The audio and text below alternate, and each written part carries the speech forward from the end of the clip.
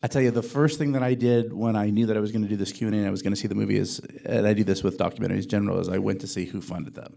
That's the first thing you do because you want to know, where is the money coming from, because that says a lot. And what's interesting is you talk about kids and their relationship to technology. A lot of the people who funded this movie are people from the technology world. That's right. Well, the big funders was Impact Partners. It funded lots of documentaries, The Cove and things like that. So, in fact, there's a bunch of members of Impact Partners actually told me they're anti-nuclear, but they've put money into the movie because they thought it was an important story to tell. That's what I was going to ask you. So the people. So I know Paul Allen was involved in. Well, he came in. After seeing it at Sundance, he helped with the distribution. He didn't fund the film. But does he consistently? Do these people agree with the idea, or do they think it's just worthy of a well-made film to create a conversation? I think somebody like Paul Allen thinks that this is there's a lot of people who are involved in the technology. Paul Allen, one of the founders of Microsoft. A lot of people are involved in the technical world, the technology world, and there's a bunch of people from Google who helped finance this film and stuff.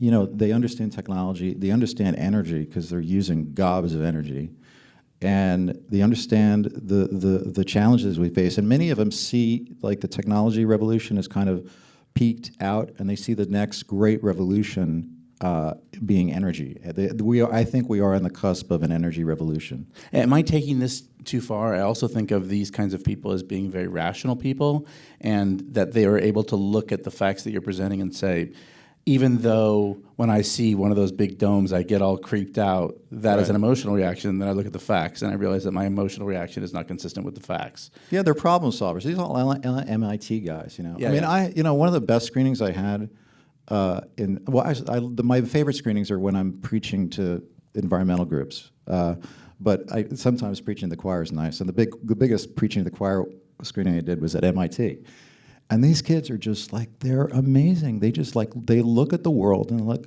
they don't go out. They're not going out and protesting or they're just let's fix this thing. Right. They wake up every morning. How the hell are we going to fix this thing?